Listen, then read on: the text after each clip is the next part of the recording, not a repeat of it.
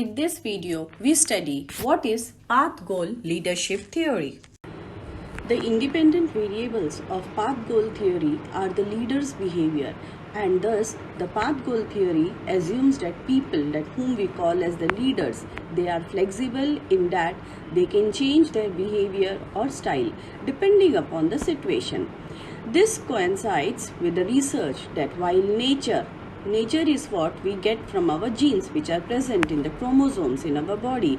So this nature may be our internal guide, while nurture means experience that we learn with the age, that we learn with our experience, is our explorer which has the final say in what we do. The application says that the independent variables of path-goal theory are the leader's behavior. Thus, the path-goal theory assumes that people or the leaders are flexible in that they can change their behavior or style depending upon the situation. This coincides with the research that while nature or the genes may be our internal guide, nurture or experience is our explorer that has the final say in what we do. Path-goal theory is based on Room's expectancy theory, which was introduced in the year 1964, in which an individual will act in a certain way based on the expectation that the act will be followed by a given outcome and on the attractiveness of that outcome to the individual. The path-goal theory was first introduced by Martin Evans in the year 1970 and then further developed by Robert House in the year 1971.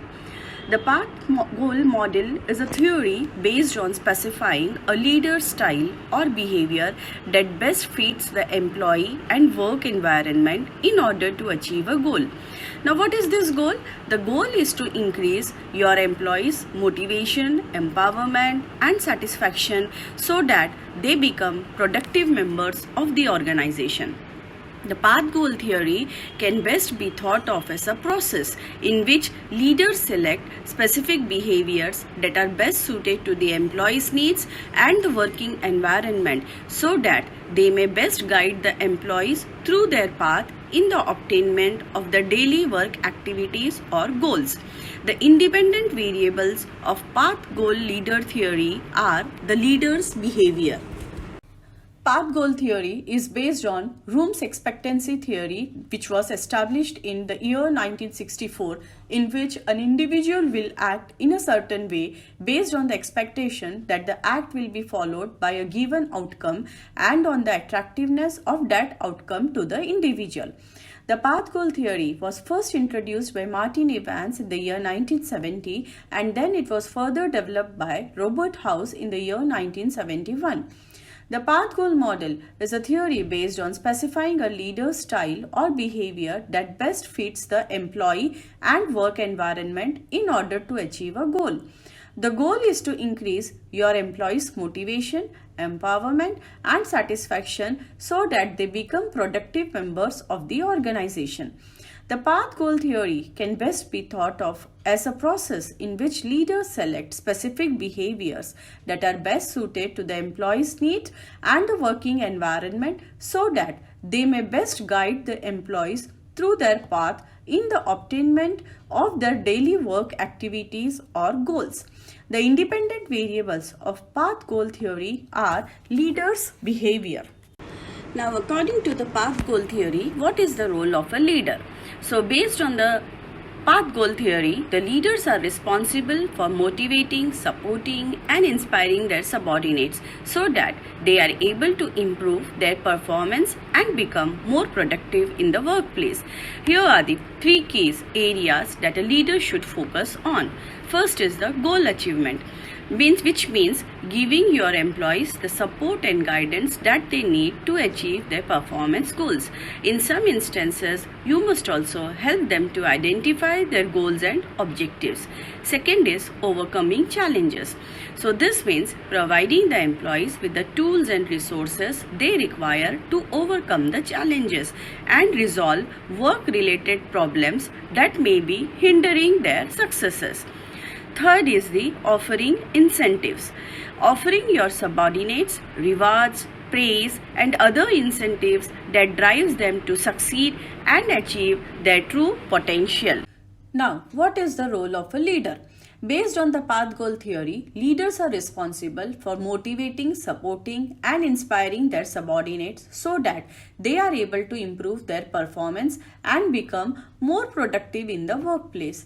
Here are the three key areas that a leader should focus on.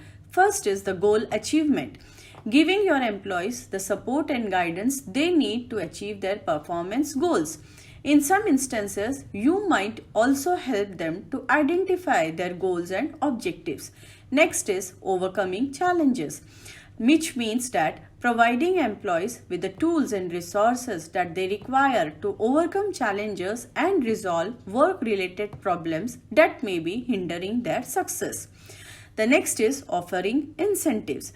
Offering your subordinates rewards, praise, and other incentives that drive them to succeed and achieve their true potential. Now, what are the basic steps in path goal theory? While path goal theory is not a detailed process, it generally follows these basic steps. First is determine the employee and environmental characteristics. Next, select a leadership style.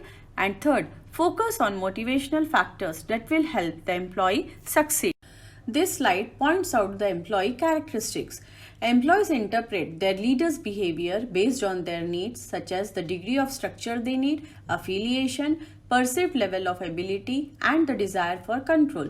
For example, if a leader provides more structure than what they need, they become less motivated. Thus, a leader needs to understand their employees so they know how to best motivate them. It states that there are distinct roles that a leader must fulfill and leadership traits which managers should adopt based on the needs of their employees. Task and environmental characteristics. Now, this means overcoming obstacles is a special focus of path goal theory. If an obstacle becomes too strong, then the leader needs to step in and help the employee select a path to work around it. Some of the more difficult task characteristics that often arise are, for example, design of the task. The design of the task might call for the leader's support. For example, if the task is ambiguous, then the leader might have to give it more structure, or an extremely difficult task might also call on for leader's support. Next is the formal authority system. Now, depending upon the task authority, the leader can provide clear goals and or give the employees some or all the control. The next is work group. If the team is non-supportive, then the leader needs to be cohesive and adopt and promote esprit de corps that provides comradeship, enthusiasm, and devotion to all the team members. Now, as discussed earlier, the independent variables of path goal theory are the leader's behavior. The leader adjusts her or his style of behavior to the employee and task characteristics so that the employee's motivation is to excel at their goal. House and Mitchell define 4 types of leader behaviors or styles: directive, supportive, participative, and achievement. They are based on 2 factors that were identified by an Ohio State University study behaviors, that is consideration, which means relationship behaviors such as respect and trust, and initiating structure, that is task behaviors such as organizing, scheduling, and seeing what work is completed. Now, the first behavior listed below is directive, which is based on initiating structure. The other 3, that is achievement, participative, and supportive, they are based upon consideration. So, the 4 path goal types of leader behaviors are: the first is directive. Here, the leader informs the followers on what is expected of them, such as telling them what to do, how to perform a task, and scheduling and coordinating work. According to the path goal theory, this leadership type is ideal in situations where tasks or activities may center upon intrinsic motivation. or the role of an employee is undefined. It is most effective when employees are unsure about the task or when there is a lot of uncertainty with the environment. This style makes employees fully aware of their expectations and what they must do in order to improve their performance and build the necessary skill sets. For example, if an employee is unsure what the job responsibilities are, their superior can clarify and point them in the right direction. The next is the supportive. This leadership style is highly learner centered, which means the leader offers support and guidance to the employees in order to meet their needs, taking their preferences and emotional state into consideration. They show that they are genuinely concerned about the employee and respect them as an individual. The leader makes work pleasant for the workers by showing concern for them and by being friendly and approachable. It is most effective in situations in which tasks and relationships are physically or psychologically challenging. It is ideal for tasks or situations that may be more stressful and time consuming, such as achieving challenging long-term performance goals. The next is participative. This relies heavily on employee input and feedback. Leaders meet and work closely with their subordinates to identify and achieve the goals. They will typically ask the employees for their suggestions and opinions in order to formulate a plan that works best for their individual needs. The leader consults with his followers before making a decision on how to proceed. It is most effective when the subordinates are highly trained and involved in their work. According to the path goal theory, this leadership type is best for situations that call for a more involved hands-on approach. The employee is given more control over their personal training path, which may also increase their intrinsic motivation. Now, the last one is achievement. This type of leadership involves setting goals for a subordinate and then setting a high standard that they must meet. The leader must also offer the employee praise and encouragement, showing that they have faith in their abilities and skills.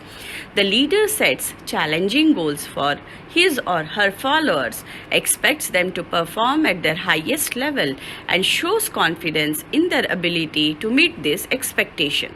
It is most effective in professional work environments such as technical, scientific, or achievement environments such as sales. For example, a manager might set a sales goal for a member of their team, then offer them constructive criticism and recognition to reinforce positive performance behaviors. Now we come to leader behavior or style. The independent variables of path goal theory are the leader's behavior. The leader adjusts her or his style of the behavior to the employee and the task characteristics so that the employee's motivation is to excel at their goal. House and Mitchell in 1974 defined 4 types of leader behaviors or styles, that is directive, supportive, participative and achievement.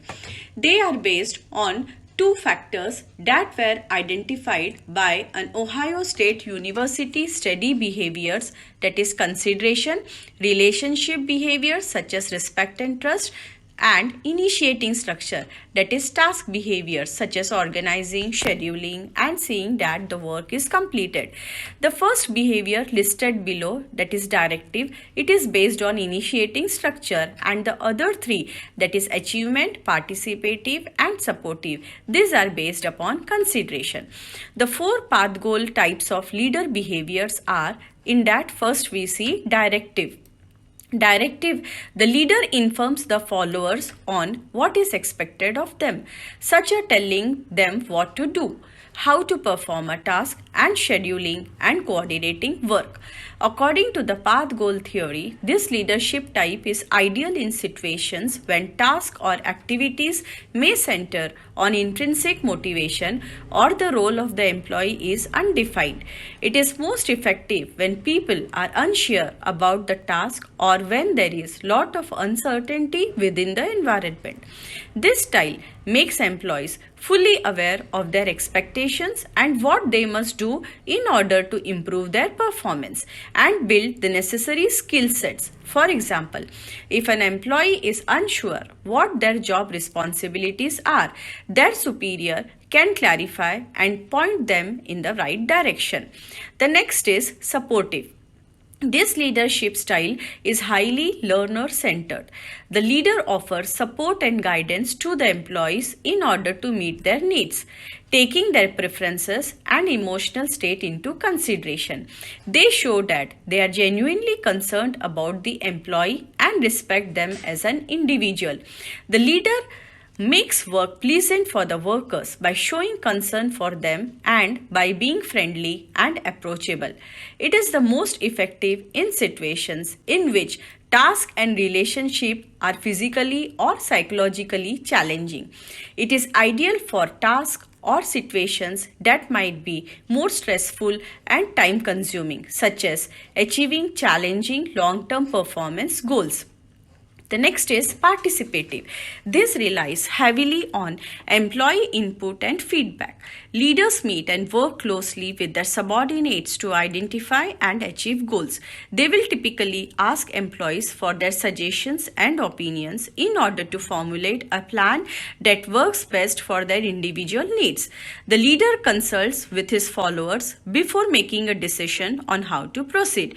It is most effective when subordinates are highly trained and involved in their work.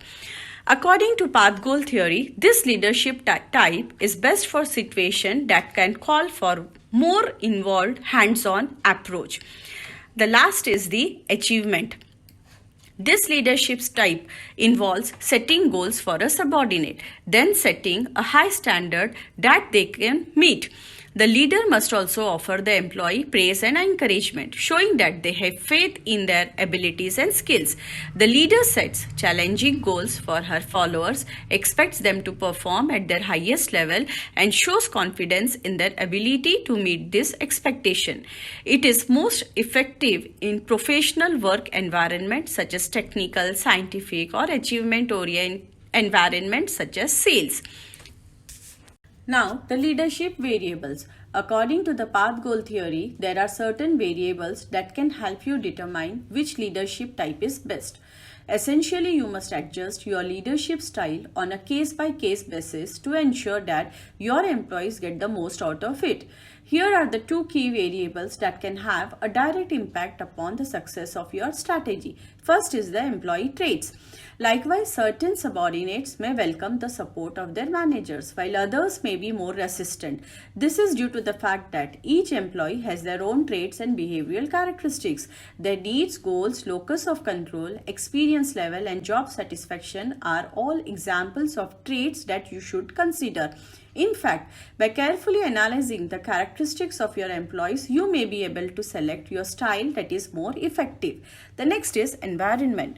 This refers to the workplace environment, the relationships among team members, and the nature of the job-related task. In short, everything that an employee is unable to control directly. For example, an employee who is part of the team that lacks effective communication and collaboration skills may require a more supportive leadership style, as it can offer them the personal guidance and encouragement they need to resolve conflicts and alleviate stress. A more demanding task may call for a directive type of leadership approach, as it will enable the employee to enhance their performance and clarify their role. The path goal theory not only improves the productivity of your leadership team but benefits every member of your staff. This is due to the fact that every manager and supervisor will be able to guide your employees in right direction and provide them support structure that they need to achieve their objectives.